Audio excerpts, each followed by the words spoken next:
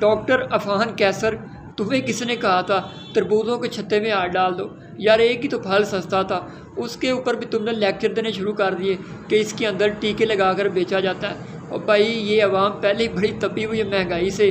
अच्छा कंटेंट बनाते हो बनाओ, लेकिन यार बख्श दिया करो, कुछ चीज़ों को छोड़ दिया करो, इस अवाम तक रहने दो। अभी इन्होंने तुम्हें किसान दुश्मन करार दिया, अभी का वक्त आएगा तुम्हें गद्दार भी डिक्लेयर करेंगे। कल देखा उस बेचारे इकरारुल हसन का क्या हाल किया, तुम्हारा हाल क्या किया।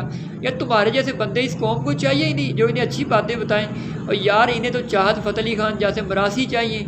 वो क्या उसने गाना गाया बदोबदी, 18 मिलियन व्यू आ गए उसके, और तुम अपना हाल देख लो। इन्हें बॉलर रिकॉर्ड जैसे बंदे चाहिए, इन्हें टिकटॉकर्स चाहिए। तुम्हें किसने कहा था इस कौम को समझाने का ठेका लो, और ये नहीं समझने वाली।